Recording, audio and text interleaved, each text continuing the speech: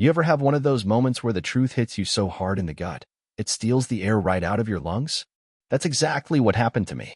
It was 2:36 a.m. when I saw it. I wasn't even supposed to be awake, but my mind had been gnawing at little things for weeks, small stuff, subtle shifts. Gianna had been acting off, distant, cold. And tonight, my gut finally screamed at me, check the feed. 2 weeks back, I'd installed a couple of IP cameras while Gianna was off at one of her so-called yoga retreats. One was hidden inside the living room lamp. The other tucked inside the smoke detector in our bedroom. I kept telling myself I was losing it, that I was being paranoid. But hell, better paranoid than played for a fool. And then it happened. I sat there, staring in silence at the living room feed. Some guy I'd never seen before, looked like a smug gym rat, was standing by our bar, adjusting his shirt. And Gianna? Gianna strolled in, barefoot, a wine glass dangling from her fingers, wearing nothing but my damn t-shirt. She walked right up behind him, slid her hand down the front of his jeans, and laughed like it was the most natural thing in the world. I just sat there, frozen. Couldn't breathe. My hands went numb. The guy zipped up, and Gianna kissed his neck like they did it every day. Neither of them noticed the faint red light blinking from the hidden camera inside the lamp. They had no idea I was sitting there, watching the whole disgusting show unfold in real time. My fists were balled so tight I thought my bones might snap. I clicked over to the second feed, the bedroom. And what do I see? A different guy. Older. Balding. Tucking his damn shirt back in. Gianna was perched on the edge of our bed, legs crossed like she owned the place, chatting away on the phone. I'll never forget what she said. Yeah, he's still clueless, she laughed. You could literally walk past him with your pants around your ankles and he'd probably offer you coffee. She was talking about me. About me. 2 men. 2 different guys. Same damn day. Same damn house. My house. My bed. It felt like somebody struck a match and tossed it into my skull. My vision blurred. For a moment, I swear it didn't even feel real, like I was watching someone else's life burn to ashes, not mine. I stumbled back from the desk, nearly tripping over the corner of the rug. My hands shook as I rewound the footage. Watched it again. And again. Trying to find some way to tell myself it wasn't what it looked like. But it was worse. So much worse. Worse because I loved her. Worse because I trusted her. And worst of all, because she had me doubting my own sanity all these months. She'd look me dead in the eye and say things like, "Why don't you trust me, Jack?" Or, "You're just projecting your own insecurities." Meanwhile, she was out there juggling men like some damn circus act. I don't even remember falling asleep. Maybe I didn't. I just sat there, all night, locked onto that frozen image of her smirking on the bed. So calm. So untouchable. Like nothing in the world could hurt her. Morning finally rolled around. At exactly 8:03 a.m., she walked through the door, coffee in hand, wearing that same oversized sweater she always pulled on after her so-called meditation sessions. Her hair was damp, and not from any rain either. Probably from a nice hot shower at one of their places, no doubt. She leaned in, kissed my cheek like she hadn't just shattered my world. "Good morning, baby," she said, smiling sweetly. "You sleep okay?" I stared at her, really stared, and for the first time, I didn't see my wife standing there. I saw a stranger. No, worse. I saw a liar. A manipulator. A snake with lipstick. And the worst part? She was good at it. Too damn good. Even after everything I'd seen with my own eyes, she still had me second-guessing myself. That's how deep her hooks had sunk into me. But that was about to change. I just needed to hold it together for one more day. One more fake smile. One more sweet, venom-laced, "I love you," out of her mouth. Then I'd make my move. Because she thought Jack Sanders, the man she thought was weak and clueless, was still asleep at the wheel. She had no idea that I had already downloaded every second of the footage. Backed it up to 3 different drives. Booked a meeting with a divorce attorney. But first, I needed to see just how deep this rabbit hole really went. And let me tell you, I wasn't ready for what I was about to find. The next morning, I played it cool. And that was the hardest damn part of all. Sitting across from her at the breakfast table, watching her butter her toast like she wasn't running a full-blown circus act right under my nose. She smiled at me, asked if I wanted a refill on my coffee, even teased me about my messy bedhead. Every muscle in my body screamed to reach across that table and shove the truth right down her lying throat. But instead, I smiled right back and said, "Sure, babe. Coffee sounds great." I was buying time. I had to be smarter than the rage boiling in my gut. I couldn't let my emotions blow everything up too soon. I needed to understand exactly what I was up against. Because Gianna wasn't just some cheater sneaking around. She was a professional liar, cold and calculated. If I wanted to come out on top, I had to be methodical, strategic, patient. That night, I got my first real break. She usually guarded her phone like it was made of gold, but she screwed up.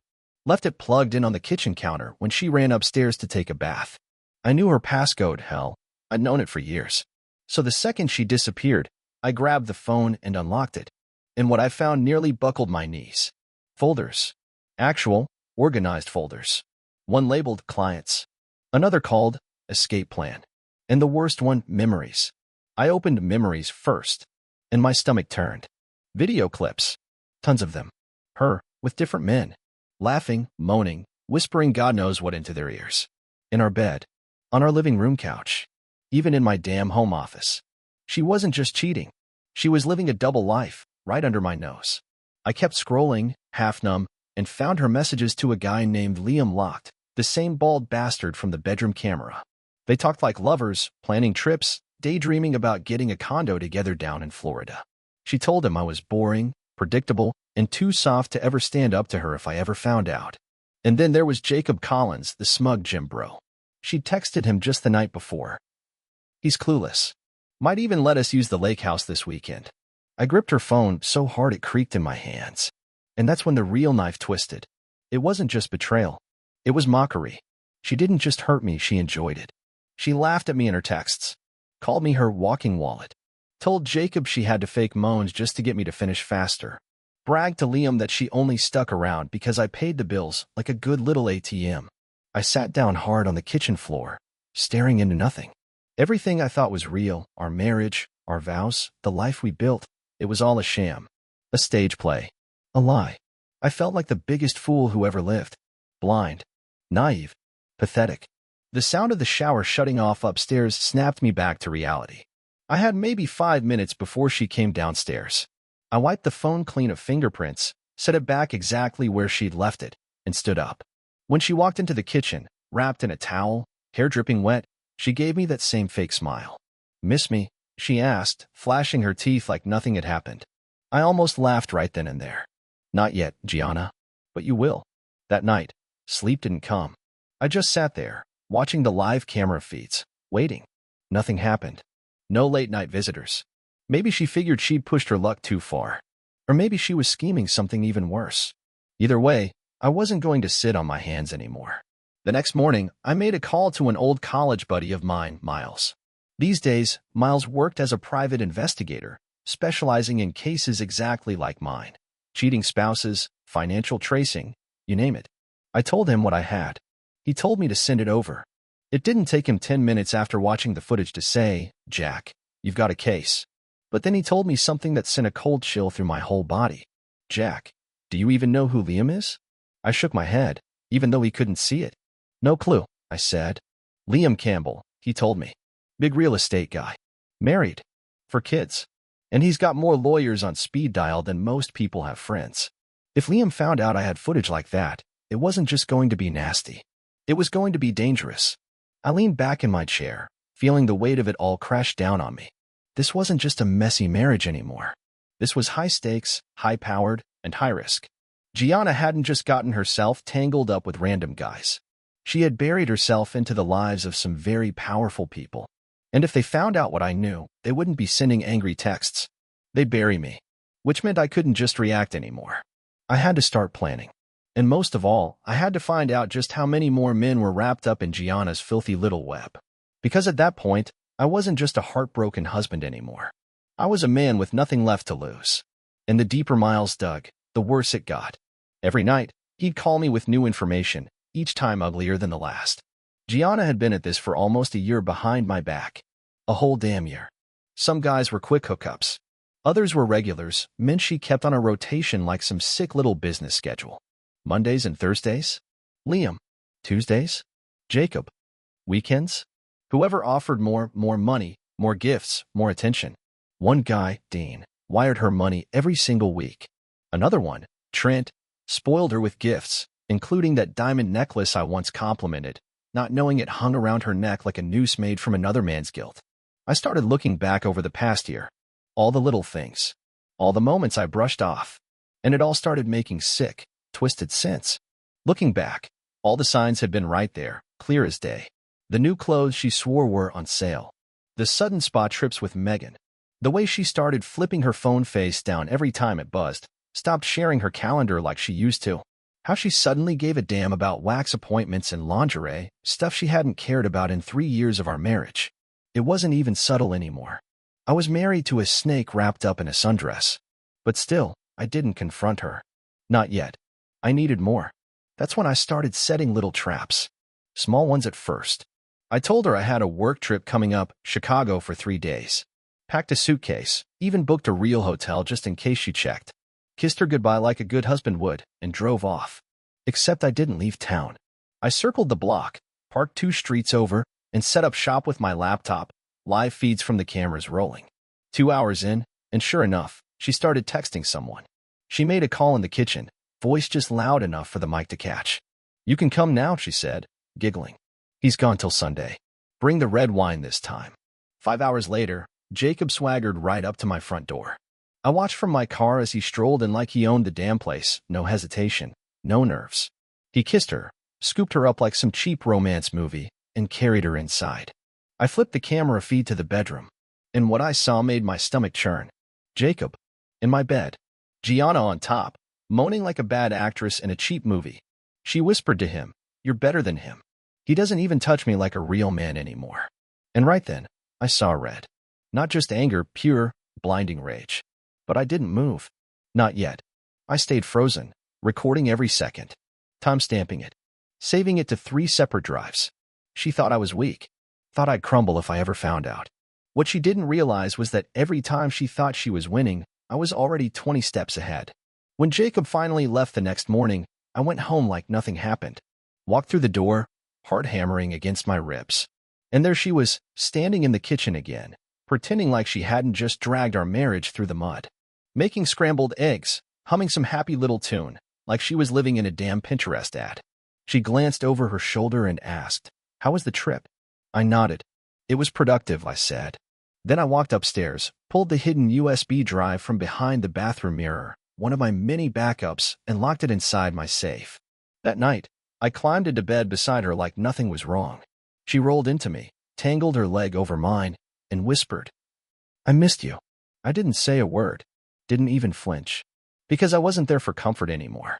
I was there for the storm. The next day, I made an appointment with a divorce attorney. Miles had helped me put together a case so airtight, Gianna wouldn't walk away with a damn thing.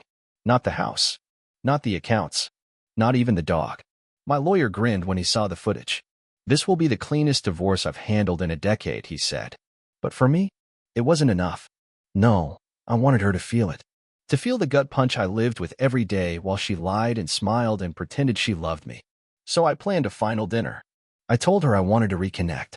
Said I missed her. Booked us a table at the same restaurant where we had our very first date. She lit up like a Christmas tree. The way she played happy, it was almost impressive, almost art. She dressed up in that red dress I always loved.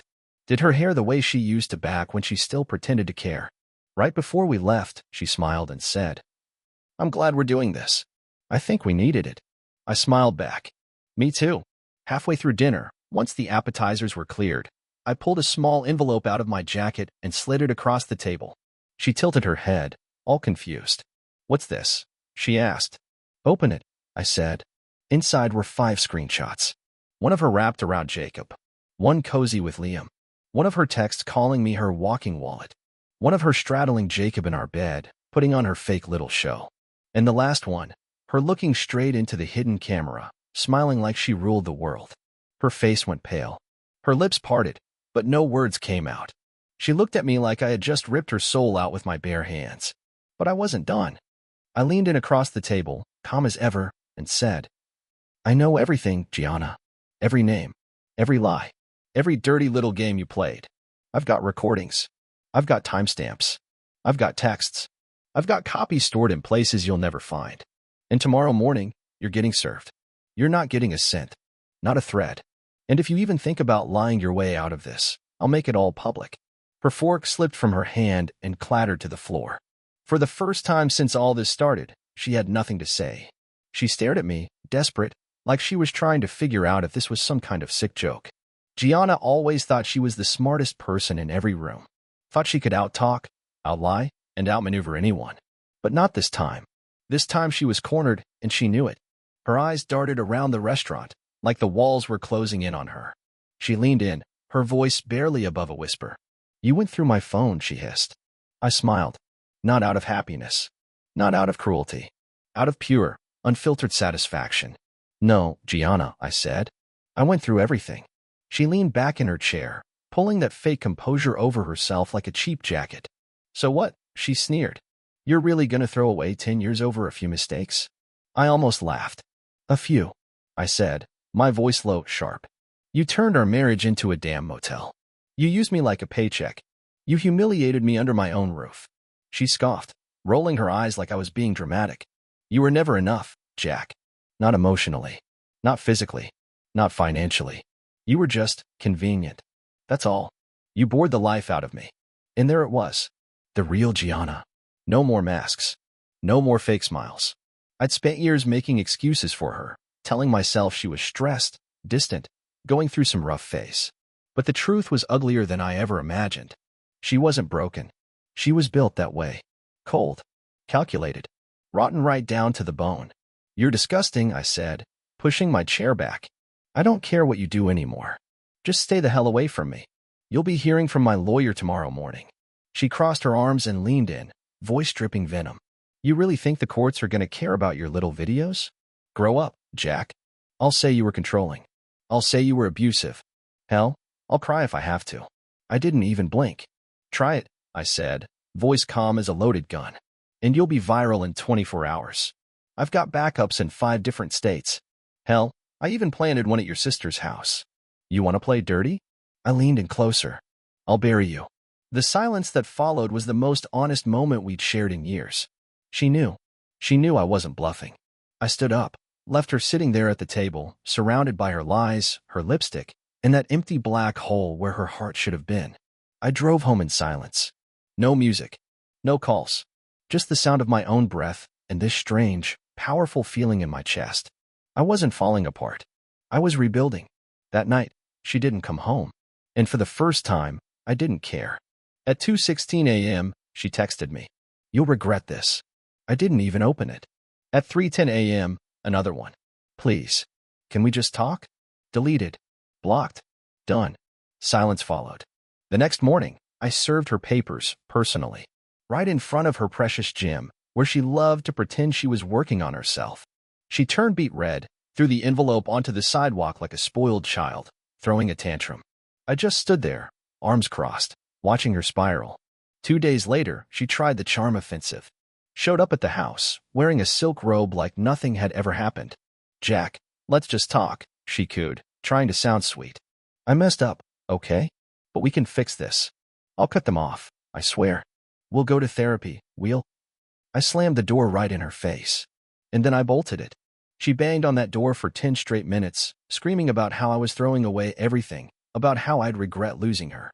I poured myself a drink, turned up the volume on the TV, and let her screams fade into nothing. The next few weeks were quiet, but not in a peaceful way. It was eerie, like sitting in the eye of a hurricane, waiting for it to tear you apart.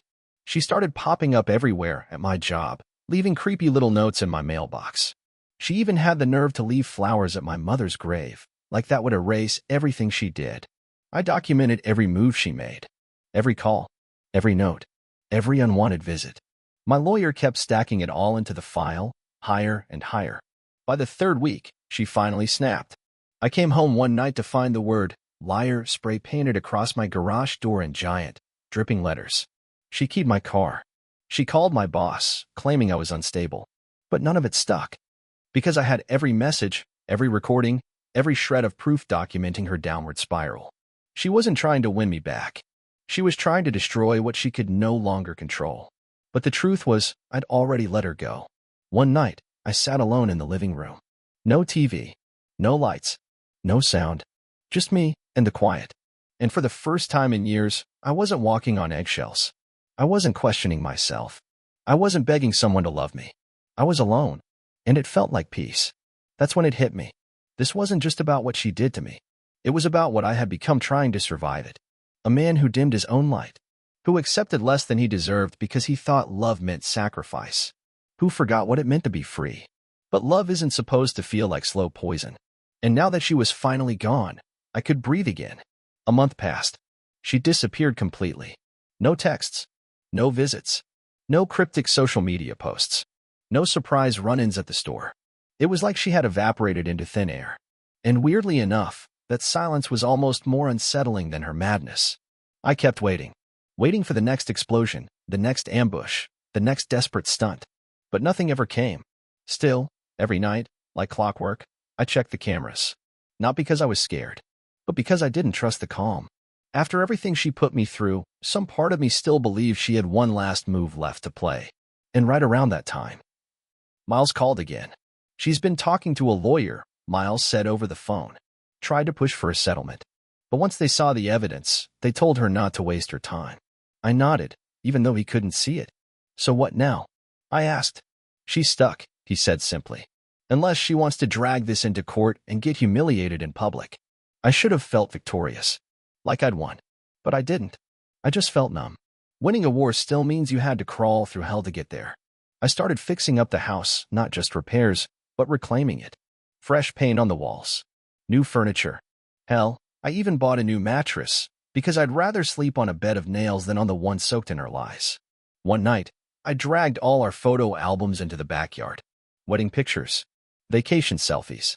Anniversary cards. I set them all on fire.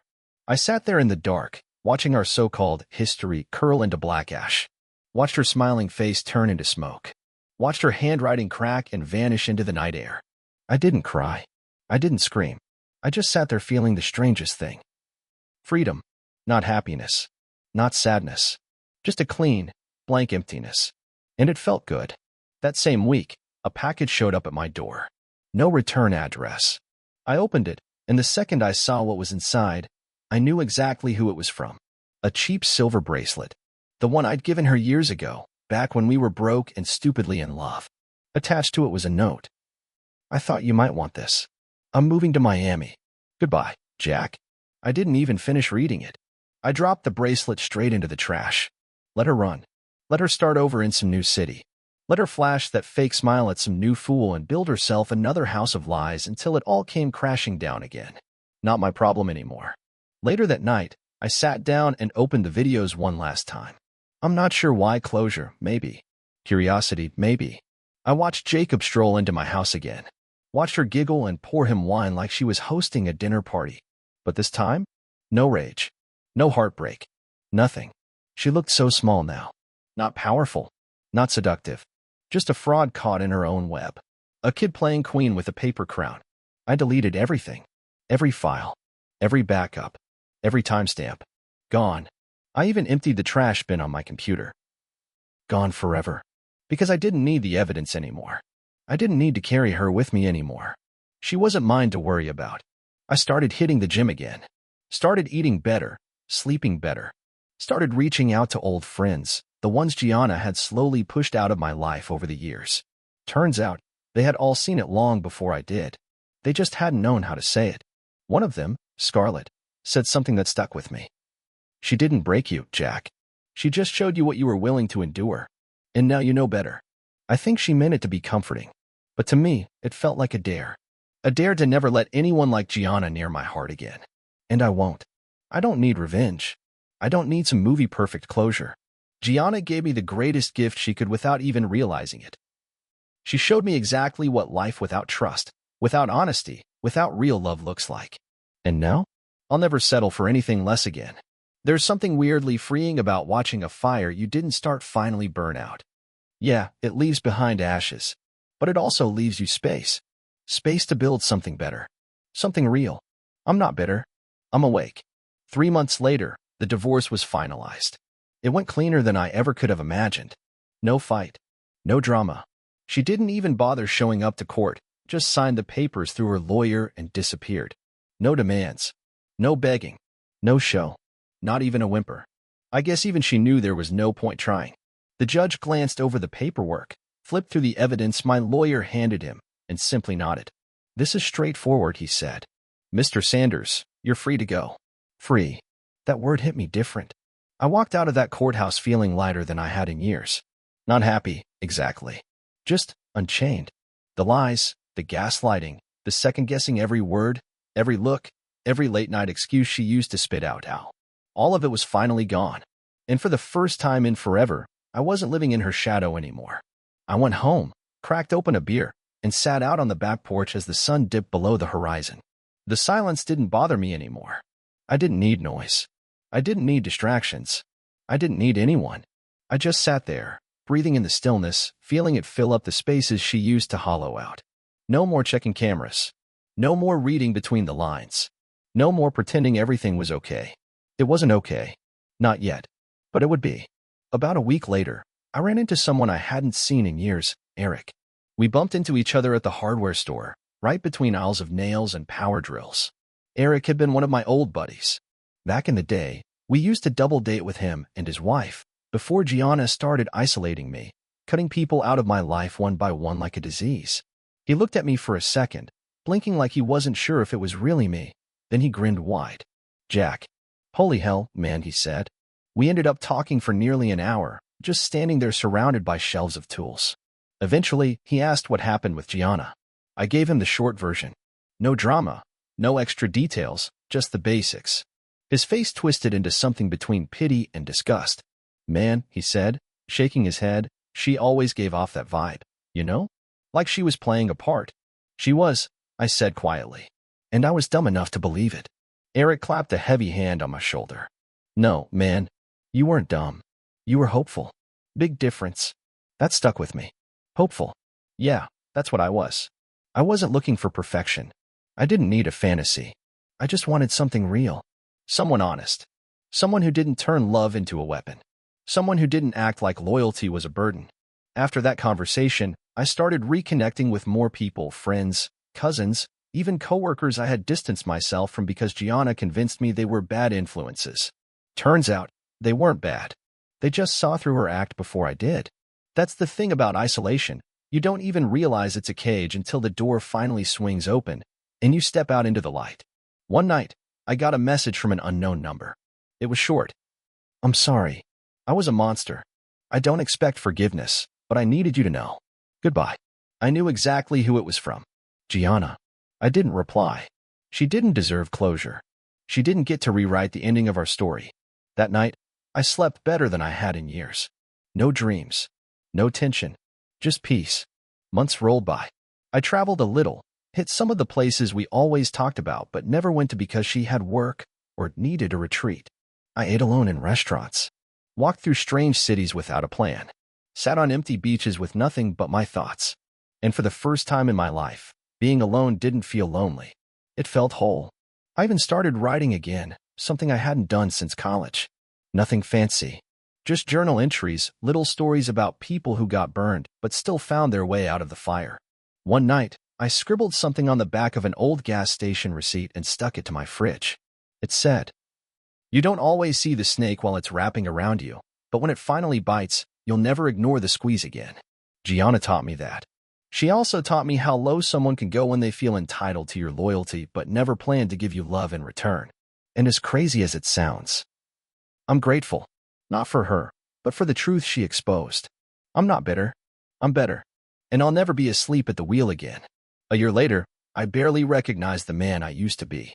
I had a new job, same field, but at a better company, surrounded by better people. My mornings didn't start with a pit of dread in my stomach anymore. No more second-guessing her stories about late meetings. No more checking her phone from the corner of my eye. No more tiptoeing through my own house. It was mine now. My home. My rules. My peace. I even upgraded the living room. Tossed out the fancy couch we picked together. Well, really, the one Gianna picked to impress people, and replaced it with one that actually felt comfortable. Gianna always cared about appearances. Everything had to be curated, staged, like some Instagram ad. Even her affection felt scripted, like every kiss was just another scene in her little play. Now, when people came over, real people, friends who actually cared, my house didn't feel like a showroom anymore. It felt like a home. Funny how you don't realize how fake everything was until the fake is finally gone. Every once in a while, I'd hear snippets about her. Someone would mention she was living down in Miami, dating some older guy with deep pockets. I didn't care. Let her keep chasing whatever high she thought would fill that void inside her. People like her don't change. They just change the scenery. But she did send one last letter. Real envelope. Real handwriting. No return address. Just my name written carefully on the front, like she was afraid I wouldn't even bother to open it. Inside was a single sheet of paper. I never loved anyone the way I loved you. That's the problem. That was it. No apology. No real ownership. Just one final, sad attempt to shift the blame. To paint herself as a victim of her own destruction. I didn't rip it. Didn't burn it. Didn't even curse her name. I just folded it up quietly and tossed it in the trash where it belonged. I folded the letter once, walked out back, and let the wind take it. Watched it drift off into the night, the same way she had drifted from one lie to the next. And then, I moved on. Not because I was magically healed. Not because I found someone new to patch up the hole she left behind. But because, for the first time in a long time, I finally saw myself again. The man I was before the games. Before the manipulation. Before I started shrinking just to make her feel bigger. He was still there. Still standing. Still breathing. And now? He was stronger. Sharper. Wiser. Sure, there's a scar. There always will be. But scars don't define you. They remind you that you survived. That you walked through hell and didn't just crawl out. You walked out clear. If someone asked me now what I learned from all of it, I'd say this. Trust your gut. The moment it twists, something's wrong. Real love doesn't confuse you. It doesn't make you question your sanity. It doesn't make you feel like you have to earn every scrap of affection. Real love is quiet. Honest. Solid. Safe. If someone makes you question your worth more than they make you feel secure, walk. Hell, run. You don't owe loyalty to someone who feeds off your silence. And most of all, never be afraid to start over. Because sometimes the best version of your life begins right after somebody tries to destroy it. It's strange, isn't it?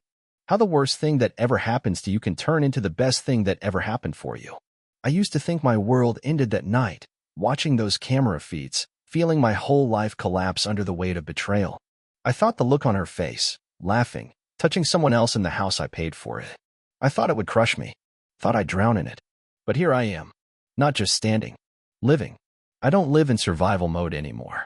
I'm not waiting for the other shoe to drop. I'm not walking on eggshells or filtering my feelings to avoid conflict. If I'm happy, I smile. If I'm angry, I speak. If something feels wrong, I don't beg, I leave. Because I know my worth now. And no one is ever going to make me forget it again. I've built something new. Not just a life, but a mindset. A home that's mine. A peace that's earned. The kind of quiet that doesn't feel hollow. It feels whole. I haven't dated much. Not seriously. And I'm not rushing it. Because the next person who steps into my life, they won't be filling some empty space. They'll be adding to a foundation that's already solid. And that makes all the difference. If you're reading this right now, if you're deep in it, if you're doubting yourself, wondering how someone who said forever could turn into a stranger overnight, let me tell you what no one told me. You're not crazy. You're not broken. You're just waking up. The pain you feel? It doesn't mean you're weak. It means you cared. And once the dust settles, once you're standing there in the quiet, you'll see the truth. She didn't break you. She freed you. Freed you from the lies. From the control. From the version of yourself that forgot how damn powerful you really are. You'll rebuild. Not to prove anything to her. Not to prove anything to the world. But to remind yourself who you've always been. And when that final paper gets signed, when that last message goes unread, when you stop asking why and start asking what's next, you'll finally understand. The real ending isn't what she did. The real ending is what you do now. And trust me, this is just the beginning.